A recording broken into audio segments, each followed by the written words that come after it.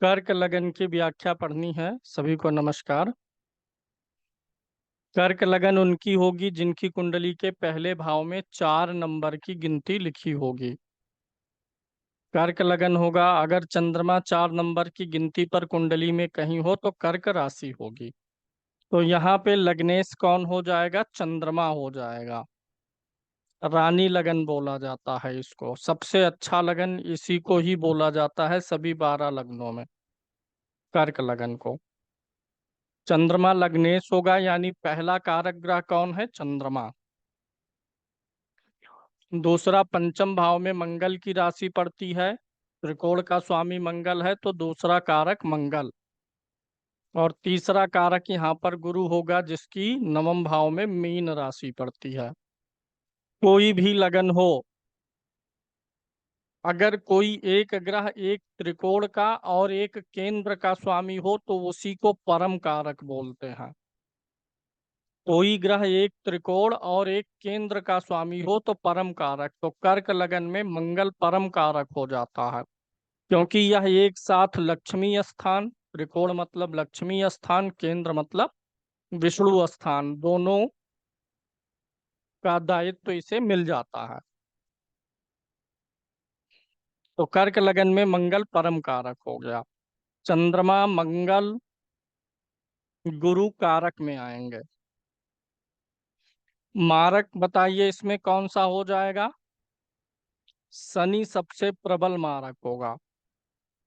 7वें भाव और 8वें भाव का स्वामी है और शनि की मूल त्रिकोण राशि अष्टम भाव में भी पड़ती है। तो शनि सबसे प्रबल मारक है।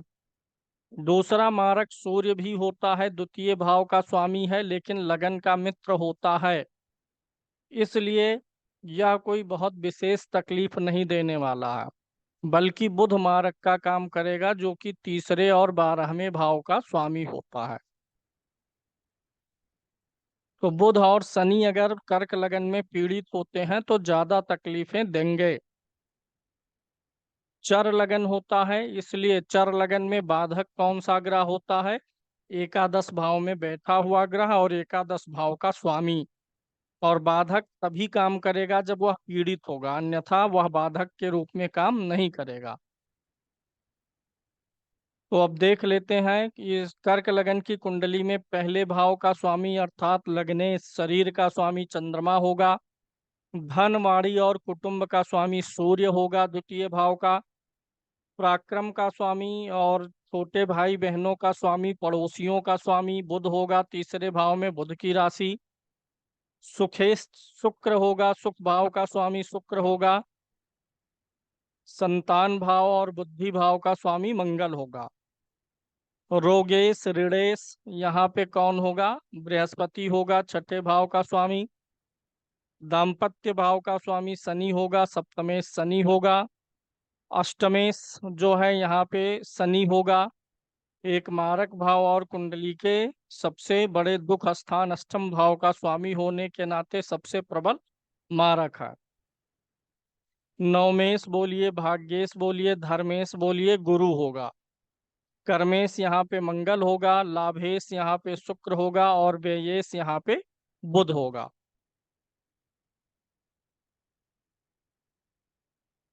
राजयोग देखते हैं केंद्र त्रिकोण का। पहले किन ग्रहों की युति से बनेगा? पहले त्रिकोण के स्वामियों को लिखिए। लगन का स्वामी कौन सा ग्रह है? चंद्रमा। पंचम का स्वामी कौन सा है? मंगल। और नवम का स्वामी कौन सा है? गुरु। ये तो हो गए केंद्र स्थानों के स्वामी। त्रिकोण के स्वामी केंद्र स्थानों को लिखिए। केंद्र लगन को केंद्र में भी लेंगे तो चंद्रमा हो गया, चतुर्थ भाव का स्वामी शुक्र हो गया, सप्तम भाव का स्वामी शनि हो गया और दसम भाव का स्वामी मंगल हो गया। अब जो आपके 3 कारक ग्रह आते हैं ये हमेशा मित्र होते हैं। किसी भी लगन में जो 3 कारक ग्रह होते हैं, लग्नेश पंचमेश नवमेश, हमेशा ही मित्र होंगे।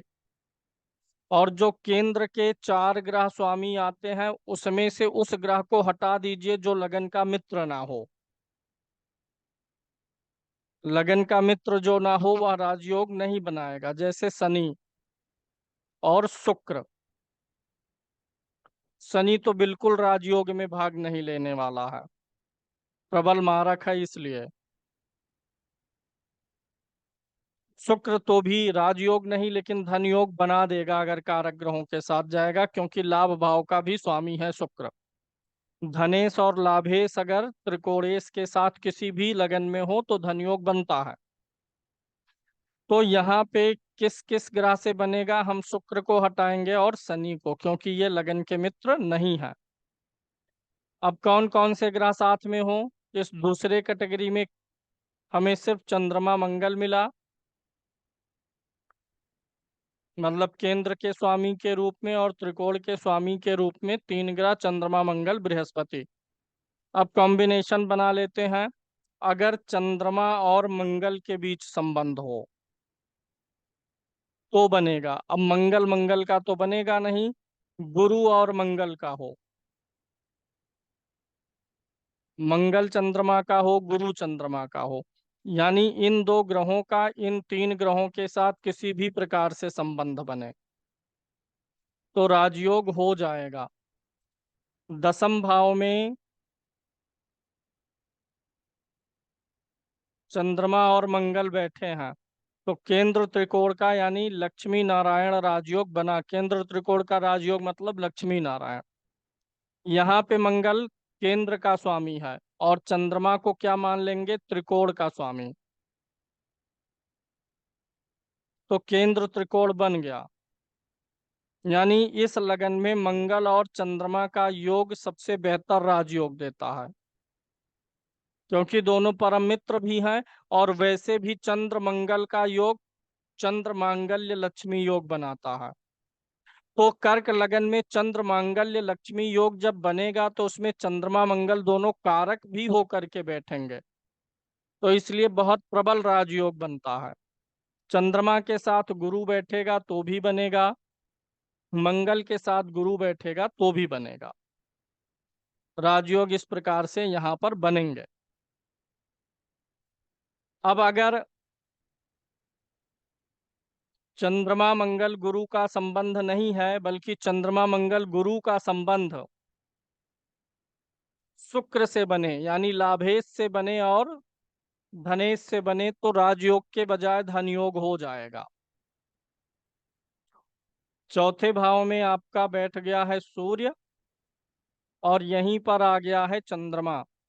मंगल गुरु में से कोई एक, यानी जो धन भाव का स्वामी है उसके साथ में कोई भी त्रिकोणेश आ गया तो धन योग बन जाएगा। लाभ भाव का जो स्वामी है उसके साथ कोई भी त्रिकोण, मंगल और शुक्र की युति हो गई दसम भाव में, तो धन योग बन गया। क्योंकि मंगल पंचम का स्वामी है तो त्रिकोण का स्वामी हुआ और शुक्र लाभेश हुआ, और शुक्र छठे आठवें बारहवें में से भी किसी भाव का स्वामी नहीं है।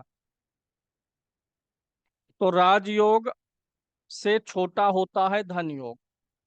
धन योग धन भाव का स्वामी और लाभ भाव का स्वामी अगर त्रिकोण भाव के स्वामियों से संबंध बनाए किसी भी लगन में तो बन जाता है। कर्क लगन में विपरीत राजयोग किसके द्वारा बनेगा, अगर गुरु नवम छठे भाव में बैठेगा तो विपरीत राजयोग बनेगा, अष्टम में बैठेगा तो विपरीत राजयोग बनेगा, क्योंकि मूल त्रिकोण राशि यही है तो 70% प्रभाव इसी का लेके आएगा। द्वादश में जाएगा तो भी विपरीत राजयोग बनेगा।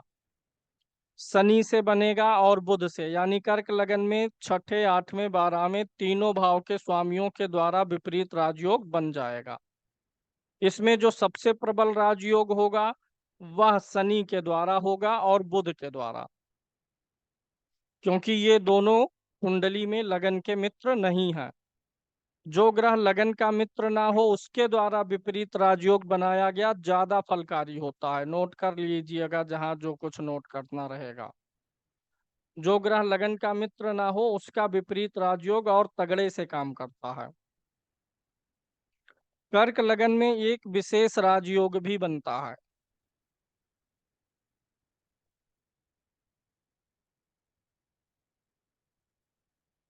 कर्क लगन में लिखा गया है फल दीपिका के लिए कि अगर कर्क लगन हो और बुध और शुक्र का राशि परिवर्तन हो तो भी राजयोग होगा। बुध शुक्र के घर में हो, शुक्र बुध के घर में हो, या दोनों एक साथ हो, यानी कर्क लगन में बुध और शुक्र का संबंध भी राजयोग देता है, विशेष रूप से जब ये दोनों राशि परिवर्तन करें। बुध लाभ भाव में बैठा हो, शुक्र द्वादश भाव में बैठा हो, तो विशेष राजयोग का फल देते हैं। एक बात और लिखी गई है क्या, कि कर्क लगन में शुक्र 12 में हो, वैसे किसी भी लगन में शुक्र 12 में हो तो भोग और लग्जरी प्रदान करता है, लेकिन कर्क लगन में विशेष रूप से, क्योंकि लाभेश होकर के 12 में जाता है और शुक्र 12 में वैसे भी भोग देता है। तो दो चीजें नोट करिएगा, कर्क लगन में बुध शुक्र का राशि परिवर्तन राजयोग देता है,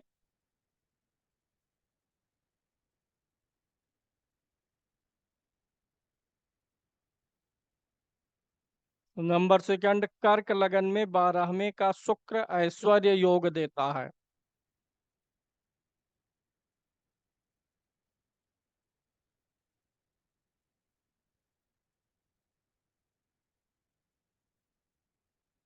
अब यहाँ पे दुष्ट योग कब बनेगा, धन भाव का स्वामी सूर्य है और लाभ भाव का स्वामी शुक्र है।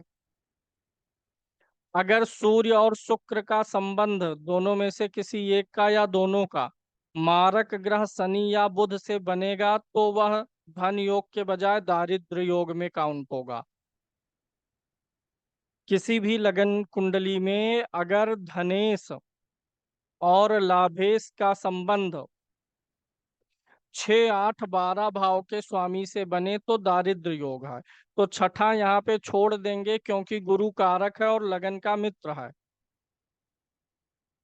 लेकिन शनि ना कारक है ना लगन का मित्र है, बुध भी लगन का कारक मित्र नहीं है। तो कर्क लगन में बुधादित्य योग जो बनेगा सूर्य और बुध की युति से, वह धन के लिए अच्छा नहीं रहेगा।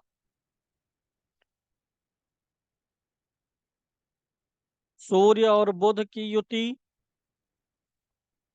और शुक्र और बुध की युति, सूर्य और शनि की युति, शुक्र और शनि की युति, यानी शनि बुध से सूर्य और शुक्र का संबंध धन योग नहीं बनाता है, दारिद्र्य योग बनाएगा। अब ग्रहों की चर्चा कर लेते हैं। कर्क लगन में अगर चंद्रमा लगन में बैठा है तो अच्छा फल देगा क्योंकि स्वाग्रही होगा। कर्क लगन में चंद्रमा स्वाग्रही होगा, अच्छा फल देगा। चंद्रमा शुक्ल पक्ष का हो तो ज्यादा बेहतर है। अब अगर किसी की कर्क लगन है और चंद्रमा यहीं पर बैठा है तो ध्यान दीजिएगा कि ये लगन जो है ये जल तत्व की राशि है और चंद्रमा भी जल तत्व का ग्रह है। जल तत्व से शरीर फैलती है, मोटापा आता है। तो अगर किसी की कर्क लगन है और लगन में ही चंद्रमा बैठा है तो व्यक्ति को मोती पहनाने से पहले सोचना पड़ेगा, पूछना पड़ेगा कि उसका वेट और वजन तो उसके आयु के अनुसार ज्यादा तो नहीं है, तभी पहनाना है। कुल मिलाकर के लगन का चंद्रमा अच्छा फल देगा। कर्क लगन में पहले भाव का चंद्रमा है, लगन में है तो अच्छा फल देगा। द्वितीय भाव में भी चंद्रमा अच्छा फल देगा। तृतीय भाव में भी चंद्रमा ठीक ठाक फल देगा, लेकिन लग्नेश परिश्रम वाले भाव में गया है। कामकाज में व्यक्ति पूरा परिश्रम और मेहनत करेगा, हालांकि फिजिकल मेहनत नहीं रहेगा कि शरीर से मेहनत करना पड़े, शरीर को तोड़ना पड़े। लग्नेश चंद्रमा चौथे भाव में, कोई भी लगन हो लग्नेश चौथे में अच्छा फल देता है, दसम में आए तो अच्छा फल देता है। तो चंद्रमा लग्न द्वितीय तृतीय चतुर्थ में अच्छा फल देगा। इसमें भी सबसे अच्छा फल कहाँ देगा, पहले लगन में, द्वितीय में और चतुर्थ में ज्यादा अच्छा देगा, फिर तृतीय में। अगर कर्क लगन हो तो चंद्रमा पंचम भाव में आके नीच का होता है, ऐसे व्यक्ति की तोंद और पेट निकलेगी, क्योंकि पंचम भाव से हम तोंद का विचार करते हैं, बेली का। यहाँ पे जल तत्व की राशि वृश्चिक है और जल तत्व का ग्रह चंद्रमा नीच का रहेगा। तो यहाँ पे पेट निकलने की संभावना रहेगी। कन्या संतान का सुख भी मिलेगा। चंद्रमा अगर शुक्ल पक्ष का बली होगा हो तो नीच राशि में होने से घबराया ना करिए। चंद्रमा के उच्च और नीच से ज्यादा जरूरी पक्ष बल है। कृष्ण पक्ष का चंद्रमा हो और उच्च का हो तो वैल्यू बहुत अधिक नहीं है। नीच का चंद्रमा हो और शुक्ल पक्ष का हो तो वो भी उच्च वाले से नीच हो अच्छा हो जाएगा। अब यहाँ पे अगर चंद्रमा छठे भाव में आएगा, कोई भी लगन हो चंद्रमा छठे में अच्छा फल नहीं देता है। अगर शत्रु राशि और नीच राशि का होगा तब तो और बुरा है। जैसा आपको बताया भी गया है, लग्नेश छठे में आए तो व्यक्ति स्वयं के साथ स्वयं शत्रुता कर जाता है कभी कभी। अगर चंद्रमा सप्तम में आएगा, शनि के घर में होगा, सातवें भाव का चंद्रमा जीवन साथी बहुत सुंदर देता है। ऐसा जीवन साथी मिलता जो अपनी उम्र से कम दिख सकता है, गोरा हो, कोमल हो। तो कर्क लगन में चंद्रमा सप्तम में अच्छा फल देगा, अष्टम में अच्छा नहीं देगा। चंद्रमा छठे, आठवें और बारहवें में कोई भी लगन हो अच्छा फल नहीं देता है। नवम, दसम, एकादश में अच्छा फल देगा। चंद्रमा अगर द्वादश भाव में जाता है तो जन्म स्थान से दूर सेटल होना, विदेश जाना, ये सब भी हो सकता है। यानी कर्क लगन में चंद्रमा का फल लगभग ठीक है हर जगह, सिर्फ छठे, आठवें, बारहवें खराब है। और फिर उसके बाद थोड़ा पंचम में खराब है। नीच भंग हो गया तो कोई दिक्कत ही नहीं है। अच्छा, चंद्रमा मंगल राशि परिवर्तन कर लें तो दो के दोनों नीच होते हैं। कोई भी लगन हो चंद्रमा मंगल राशि परिवर्तन करें तो दोनों नीच के होते हैं। लेकिन अगर चंद्रमा शुक्ल पक्ष का हुआ तो ये भले ही नीच के हैं, राशि परिवर्तन से भी बहुत शुभ प्रभाव मिलता है, बहुत धन संपत्ति मिलती है। कोई भी लगन हो, चंद्रमा और मंगल नीच राशि में हो, चंद्रमा और मंगल नीच राशि में राशि परिवर्तन करें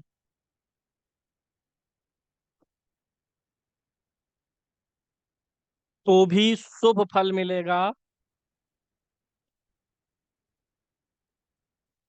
अगर चंद्रमा शुक्ल पक्ष का हुआ तो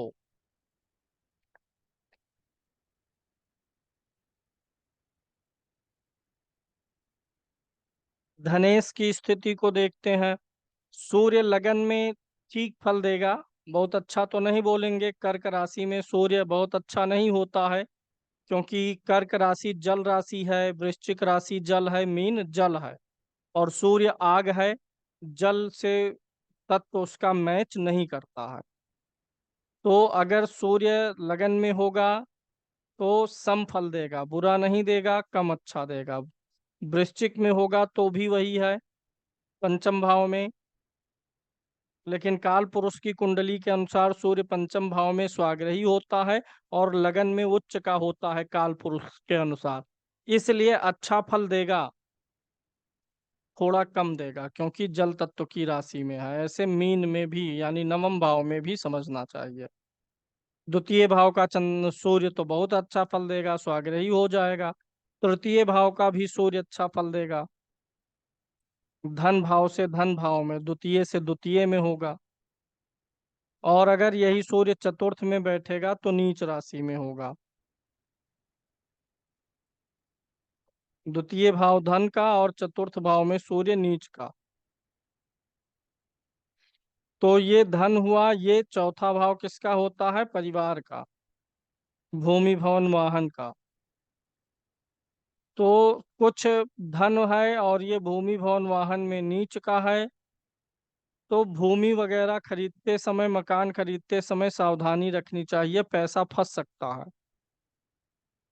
क्योंकि धन का स्वामी है और चौथे में नीच का है। चौथे से भूमि भवन वाहन, सेकंड हैंड गाड़ी ले तो जांच पड़ताल के लें, और अगर जमीन ले रहे हैं, मकान, तो भी जांच पड़ताल की कि कहीं फंस ना जाए, फंसने की संभावना रहेगी। ऐसे लोगों के धन का नुकसान उसके परिवार के लोगों के द्वारा ही हो सकता है। चौथा भाव परिवार है और धनेश नीच का है। अगर यह सूर्य पंचम में है तो बुरा नहीं बोलेंगे, लेकिन बहुत उच्च स्तर का अच्छा फल भी नहीं है। सूर्य अगर छठे भाव में आएगा तो शत्रुहंता योग तो बनेगा, लेकिन धन कर्ज वाले भाव में है, तो थोड़ा ऋण की समस्या जीवन में रहेगी, लेकिन बहुत ज्यादा नहीं, क्योंकि मित्र राशि में होगा। तो अगर गुरु कुंडली में ठीक होगा तो ज्यादा धन की समस्याएं नहीं आएंगी, लेकिन कर्ज रहेगा। यही सूर्य अगर सप्तम भाव में आ जाए तो विवाह के बाद धन की वृद्धि होगी, और आपका जीवन साथी, खासकर स्त्रियों के मामले में, आपकी पत्नी आपसे धन की अपेक्षा अधिक करेगी। धन देंगे तो बहुत प्रेम करेगी। अगर यही सूर्य अष्टम भाव में आ जाए तो पीड़ित होगा, धन की समस्या यहाँ बनाएगा। द्वितीय षष्टम में आएगा तो अष्टम भाव गड्ढा है, गहरा स्थान, शत्रु राशि भी है सूर्य का, तो धन की समस्याएं देगा, बहुत अच्छा नहीं है। सूर्य क्या है? रोशनी है, प्रकाश है, आंखों की रोशनी सूर्य है। द्वितीय भाव से आंख का विचार भी होता है, तो अगर सूर्य अष्टम में है तो आंखों की समस्या भी आ सकती है। सूर्य अगर नवम भाव में है, धर्म भाव में है, पिता के लिए अच्छा होता है, धार्मिक गतिविधियां करवाता है, यानी सूर्य यहाँ बहुत अच्छा फल दे सकता है। सूर्य अगर दसम में आएगा तो पूछना ही क्या है, एक तो कर्म भाव में उच्च का ग्रह पड़ेगा सूर्य, और धनेश होकर के पड़ेगा। तो कर्क लगन में सूर्य की सबसे अच्छी स्थिति तो यही होती है, दसम भाव, यहाँ पर उच्च का हो जाता है। बहुत यश प्रसिद्धि और बहुत धन देता है, सबसे अच्छी पोजीशन यही है सूर्य की। ऐसा व्यक्ति अचानक से तरक्की करता है, साल दो साल में ही वो खूब ऊंचाई प्राप्त कर सकता है। अगर सूर्य लाभ भाव में हो तो भी अच्छा है, धनेश लाभ भाव में जा रहा है, अच्छा परिणाम मिलेगा। अगर यही सूर्य द्वादश में जाएगा तो धनेश व्यय भाव में गया है, पैसा संचित करने में दिक्कत होगी। बारहवां भाव इन्वेस्टमेंट का भी होता है, ऐसे लोगों को कुछ ना कुछ इन्वेस्टमेंट करना चाहिए, जमीन में करें, गोल्ड में करें, कहीं भी करें, म्यूचुअल फंड में करें, करना चाहिए। तृतीय भाव का स्वामी बुध होगा और द्वादश का भी स्वामी बुध होगा, और आएगा लगन में, तो फिर जन्म स्थान से दूर जाने का फिर योग बनेगा, जन्म स्थान से अलग स्थान पे जाके बसना, जीवन में मेहनत और परिश्रम बना रहेगा। यहाँ का स्वामी बुध आ गया द्वितीय भाव में, तो तृतीय का भी स्वामी होगा, द्वादश का भी होगा, धन संबंधी संचय करने में समस्याएं उत्पन्न करेगा। हालांकि बुध वाणी भी है, उच्चारण है, कम्युनिकेशन है, और वाणी भाव में आएगा तो थोड़ा सा यहाँ पर वाणी और कम्युनिकेशन या तो अच्छी बहुत करेगा या तो बहुत खराब करेगा। बुध अगर यहीं तीसरे में ही होगा तो उच्च का होगा, अच्छा फल करेगा। बुध अगर सप्तम यहाँ चतुर्थ भाव में आएगा तो भी जन्म स्थान से दूर जाना, क्योंकि द्वादश भाव का स्वामी होकर के आएगा। कैरियर अच्छा देगा क्योंकि दसम पे दृष्टि डालेगा। भूमि भवन वाहन का सुख देगा। व्यक्ति जन्म स्थान से दूर हटके कोई प्रॉपर्टी वगैरह बनाए, ऐसी भी संभावना है। बुध पंचम में आएगा तो शत्रु राशि में होगा, और लगन के लिए कारक ग्रह भी नहीं है। तो बुध अगर यहाँ आता है,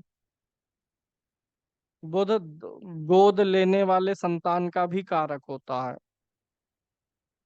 तो अगर बुध अच्छा नहीं रहा, कोई और पुरुष ग्रह की दृष्टि नहीं रही, बुध नपुंसक ग्रह है, तो संतान में भी दिक्कत आती है, गोद लेने की संभावना बन सकती है सिनी जी। बुध अगर तृतीय भाव से आ गया यहाँ पे तो विपरीत राजयोग, क्योंकि बारहवें का भी स्वामी होगा। बुध अगर यहाँ आ गया सप्तम में, सप्तम भाव में चंद्रमा हो चाहे बुध हो, जीवन साथी बड़ा सुंदर देता है। बुध अगर अष्टम में आएगा तो भी अच्छा होगा, विपरीत राजयोग, बुध बारह में होगा तो भी राजयोग। बुध की सबसे गलत पोजीशन कहाँ होगी? नवम भाव में, क्योंकि यहाँ नीच का होगा, भाग्य को बिगाड़ेगा। एक तो मारक ग्रह है, लगन का मित्र नहीं, ऊपर से नीच। तो यहाँ पे सबसे बुरा हो जाएगा कर्क लगन में बुध का नीच होना ज्यादा बुरा है, भाग्य बाधा उत्पन्न करेगा। बुध दसम भाव में जाएगा तो ठीक है, कोई बुरा असर नहीं है, कैरियर वगैरह के लिए मदद करेगा। दसम में कोई भी ग्रह हो तो अच्छा देता है। एकादश में भी, एकादश और दसम ये भाव में ज्यादातर ग्रह अच्छे ही फल देते हैं। चौथे भाव का स्वामी शुक्र लगन में अच्छा फल देगा, द्वितीय में अच्छा फल देगा, तृतीय में तो ज्यादा बुरा हो जाएगा, नीच का हो जाएगा। अपने भाव से 12 में भी होगा, नीच का होगा। जल्दी अस्थाई घर नहीं बन पाएगा, कभी यहाँ है कभी वहाँ है, किराए के मकान में है, घर बनने में देरी। यानी कर्क लगन में शुक्र का तृतीय भाव में बुरा फल है। पंचम में अच्छा फल देगा, लेकिन थोड़ा सा स्वभाव आशिक मिजाज वाला रहेगा। यही शुक्र अगर छठे में आएगा तब गड़बड़ है। भूमि भवन वाहन से जुड़ा हुआ कर्ज रहेगा, और परिवार के लोगों में कोई ना कोई बीमार रहेगा। चौथा भाव परिवार का है, छठा भाव रोग का है। आपके ऊपर ऋण, परिवार के लोगों के ऊपर ऋण, या परिवार में कोई बीमार रहे। यानी कर्क लगन में शुक्र छठे भाव में अच्छा नहीं है। सप्तम में जाएगा तो अच्छा है, यही शुक्र अष्टम में जाएगा तो नहीं अच्छा है। यानी शुक्र छठे और आठवें में नहीं अच्छा होता कर्क लगन में। अष्टम में जाएगा तो गहरे स्थान में जाएगा, तो ऐसे व्यक्ति के घर में कहीं ना कहीं कोई ऐसा स्थान है जहां बहुत अंधेरा रहता है, जहां बहुत बहुत दिनों तक कोई पहुंचता नहीं है, साफ सफाई नहीं होती है।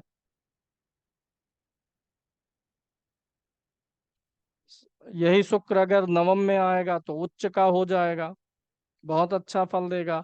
दसम में अच्छा देगा, एकादश में अच्छा देगा, द्वादश में अच्छा देगा। सिर्फ कर्क लगन में द्वादश में ज्यादा अच्छा फल देता है, क्योंकि अभी ऊपर लिखाया हूं, कर्क लगन में 12वें का शुक्र ऐश्वर्य योग बनाएगा। यानी शुक्र का फल कहाँ कहाँ खराब है? छठे भाव, आठवें भाव और तीसरे भाव में, तीनों में ही बहुत गड़बड़ है। पंचमेश मंगल को देखिए, लगन में जाएगा तो नीच का होगा। कभी भी किसी का मंगल नीच का हो तो उसको पीठ और कमर मांसपेशियों का दर्द होगा ही होगा। किसी का मंगल 4 नंबर में देखिए, आयु 30 के पार है, तो बोलिए पीठ कमर मांसपेशियों में दर्द रह सकता है। छोटे भाई बहन या होंगे नहीं, होंगे तो उनसे जमेगा नहीं।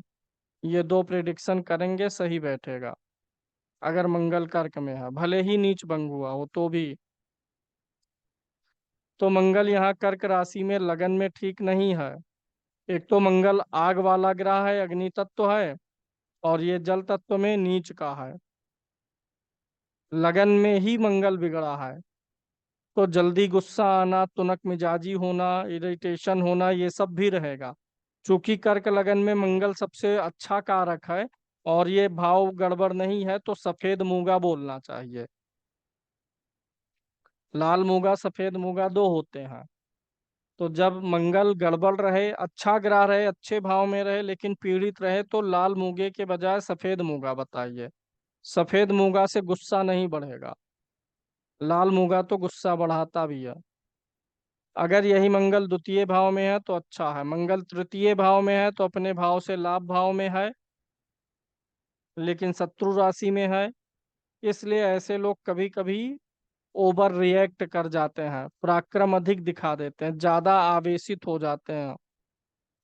मंगल अगर चतुर्थ में है तो अच्छा फल देगा, पंचम में अच्छा देगा, छठे में भी कोई बहुत विशेष बुरा नहीं देगा।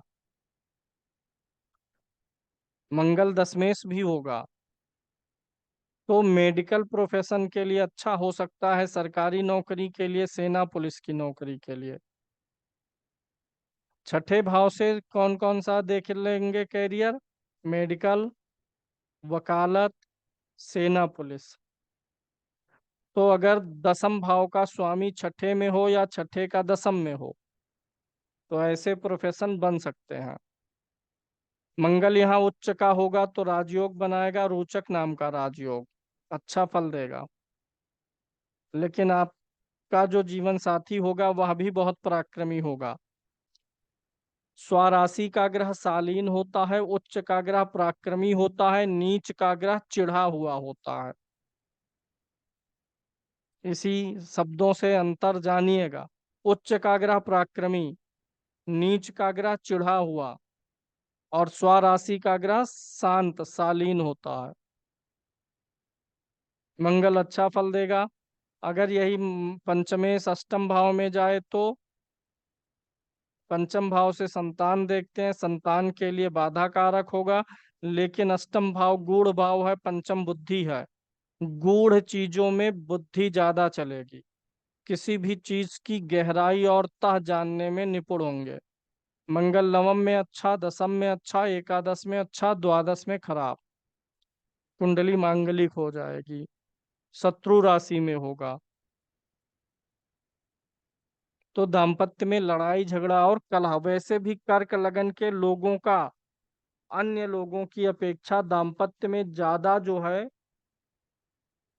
कहासुनी होती रहती है।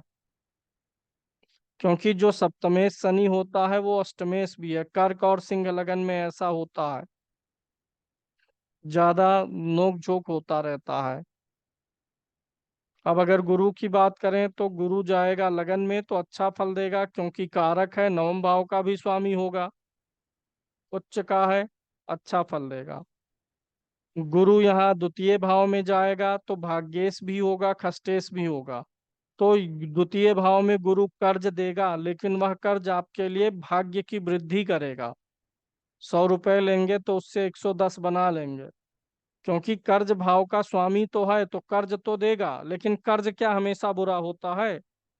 तब बुरा है जब आप चुका ना पाए, उसमें फंस जाएं।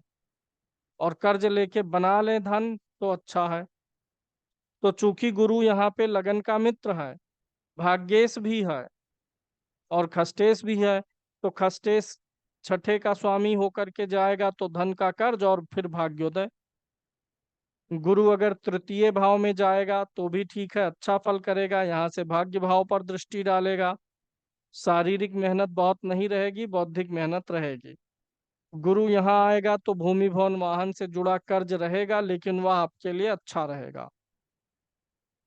गुरु यहाँ पंचम में है तो बहुत अच्छा है, छठे में है तो विपरीत राजयोग। गुरु अगर सप्तम में है तो गुरु का नोट करिएगा, कर्क लगन में गुरु का बुरा फल सबसे अधिक सप्तम भाव में बनता है। एक तो नीच का हो जाएगा, सप्तम में खष्टेश होकर के भी जाएगा। डाइवोर्स और तलाक की संभावनाएं बनी रहेंगी, दाम्पत्य ठीक नहीं रहेगा। गुरु अष्टम में जाएगा, आयु की वृद्धि करेगा, लेकिन पेट लीवर आदि से जुड़ी हुई समस्याएं देगा। हाँ, गुरु के लिए एक चीज और है, अगर किसी का गुरु नीच का हो, कहीं भी किसी भी भाव में कोई भी लगन, तो उम्र बढ़ने के साथ व्यक्ति को ट्राइग्लिसराइड हो सकता है, फैटी लीवर हो सकता है, डायबिटिक हो सकता है, यानी ज्यादा चीनी खाने से जो बीमारियां हो सकती हैं वो आ सकता है। पीलिया हो सकता है जीवन में एक आध बार, जॉइंटिस। तो जब फैटी लीवर होगा तो जॉइंटिस भी आ सकता है। तो कर्क लगन में गुरु का सबसे खराब फल सप्तम में, अष्टम में भी डाइजेशन पेट पाचन से जुड़ी समस्या। नवम दसम एकादश में अच्छा देगा, द्वादश में भी कोई बहुत विशेष खराब नहीं देगा, क्योंकि छठे का स्वामी होकर के भी जाएगा तो विपरीत राजयोग कारक रहेगा। सप्तमेश को देखिए, शनि सप्तमेश अष्टमेश दोनों का एक साथ, क्योंकि यहाँ पर शनि अष्टमेश की ही भूमिका में होता है, सप्तम भाव का फल बहुत कम करेगा। तो कर्क लगन में अगर शनि छठे में हो तो सबसे अच्छा होता है, आठवें में सबसे अच्छा होता है, उसके बाद 12वें में बहुत अच्छा राजयोग विपरीत राजयोग बनाएगा। कर्क लगन में शनि लगन में हो तो व्यक्ति धीमा होता है, आलसी होता है, शरीर में पेन रहता है, द्वितीय भाव में जाएगा तो धन की विकराल समस्याएं देगा। तृतीय भाव में अच्छा फल देगा। शनि और राहु 3, 6, 11 में सबसे अच्छा फल देते हैं। शनि राहु तीसरे, छठे और 11वें में सबसे ज्यादा अच्छे। अगर यही शनि चौथे में आएगा तो कंटक दोष बनाएगा, गृहस्थ जीवन बर्बाद करेगा। अरे भाई, मारक है, उच्च का हो गया, लगन का शत्रु है, परिवार से दूर करेगा, वनवास कराएगा, कोई ना कोई एक कांटा दिल में चुभो देगा जो जीवन भर चुभता रहे। यानी कर्क लगन में शनि चौथे में नहीं अच्छा है। पंचम में आएगा तो भी समस्याएं कुछ ना कुछ देगा संतान से, क्योंकि अष्टमेश होके आ रहा है। बुद्धि ऐसे व्यक्ति की धीमे चलेगी।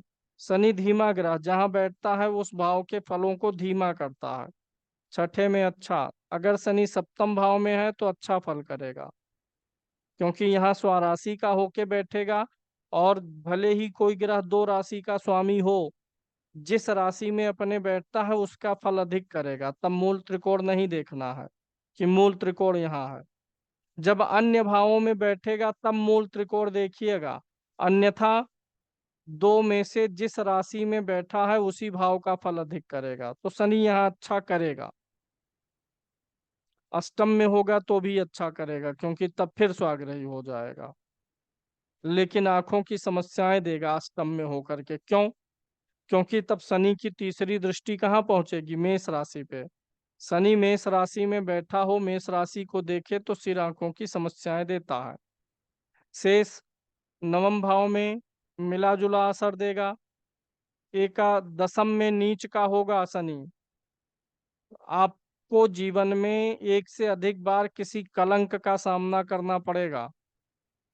कार्य क्षेत्र में अपयश मिलेगा जीवन में कई बार, अगर कर्क लगन में शनि यहाँ बैठा है तो। एकादश में अच्छा फल देगा, द्वादश में अच्छा फल देगा। अब नवमेश बृहस्पति को देखिए, अभी बता ही दिया हूँ, लगन में अच्छा देगा, द्वितीय में भी अच्छा देगा, कर्ज देगा, लेकिन क्योंकि ये यही जो फल यहाँ है वही यहाँ भी है, तो बृहस्पति यहाँ कर्क लगन में द्वितीय में अच्छा होता, तृतीय में मिला जुला, चतुर्थ में अच्छा, पंचम में अच्छा, खष्टम में अच्छा, सप्तम में खराब। अभी नोट कराया हूँ ऊपर। अष्टम में गड़बड़, लेकिन विपरीत राजयोग बनाएगा फिर अच्छा। लेकिन मूल रूप से नवम का ही फल देता है, भाग्य बाधा देता है। विपरीत राजयोग कभी कभार ही काम करेगा, ज्यादातर समय परेशानी, और कभी कुछ अच्छा। 100 दिन में 30 दिन अच्छा, 70 दिन परेशानी।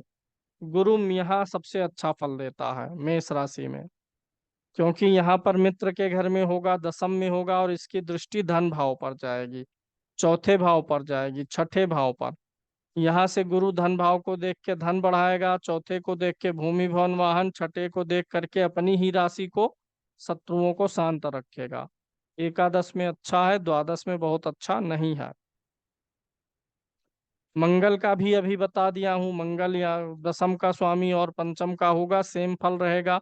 लगन में जाएगा तो शारीरिक पीड़ा, नीच का होगा। द्वितीय में ठीक, तृतीय में ठीक, काम चलाऊं।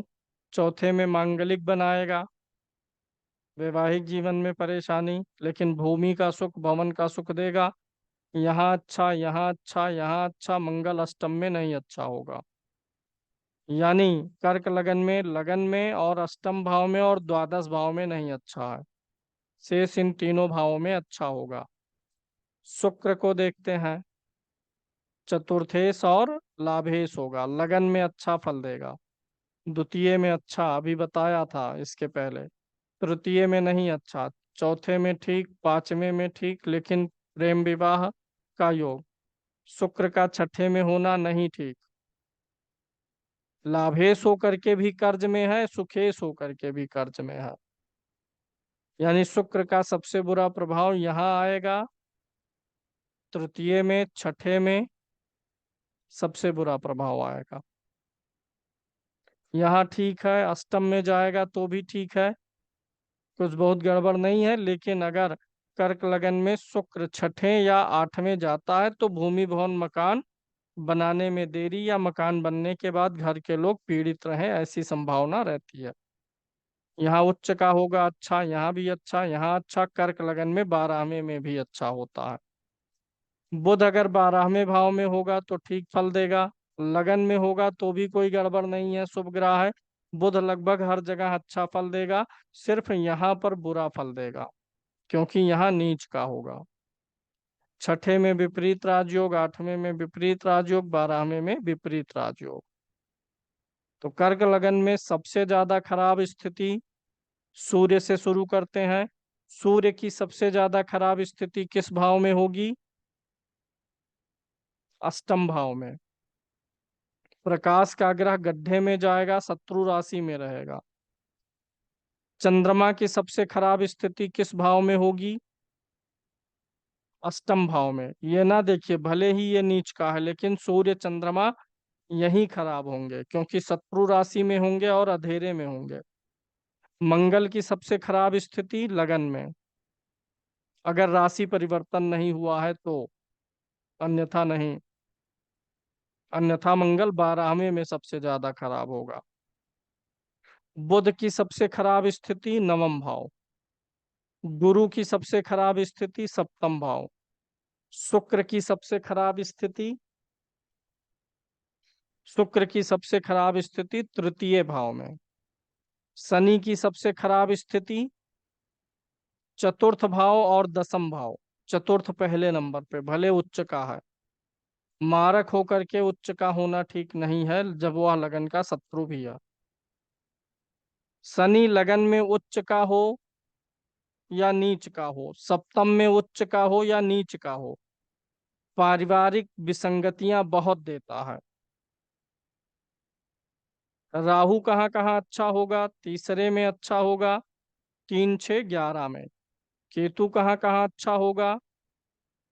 तीसरे में, छठे में, एकादश में, और नवम में भी केतु अच्छा होगा। तो ये कर्क लगन की व्याख्या रही। अगले क्लास में हम लोग सिंह लगन के बारे में बात करेंगे। लगभग सेम पैटर्न हर लगन पे चलता है लेकिन मैं सभी लग्नों पे बोलूंगा, और अगर इससे ज्यादा और देखना चाहें तो पुरानी क्लासेस जो है जूम वाले ऐप में है, डे बाय डे लेसन जब देखेंगे तो मेष से मीन लगन तक की व्याख्या वहां पर भी की गई है। ऐसे ही की गई है, हो सकता है वहां पे कुछ एक आध बात और मिल जाए एक्स्ट्रा, तो वहां भी देख लीजिएगा। सभी लग्नों पे पकड़ इसी प्रकार से बनाने का प्रयास करिए। प्रिडिक्शन सूत्र सब आपको बताए गए हैं, अब अप्लाई भी करिए धीरे धीरे। कुंडली सिर्फ पढ़ने से नहीं आएगा, धीरे धीरे देखना और अनुमान लगाना शुरू करेंगे तब आएगा। और ये बिल्कुल मत सोचिएगा शुरू में ही देखेंगे तो आपका सब कुछ सही आएगा अनुमान। गलतियां होंगी, होने दीजिए। जब तक गलत नहीं करेंगे तब तक करेक्शन नहीं कर पाएंगे कि क्यों गलत हुआ। तो आसपास पड़ोस में किसी ना किसी का कुछ लेके एक दो प्रिडिक्शन निकालिए कि कौन सा भाव ग्रह पीड़ित है तो क्या दिक्कत होगी। कल मिलेंगे सिंह लगन की व्याख्या के साथ में। धन्यवाद।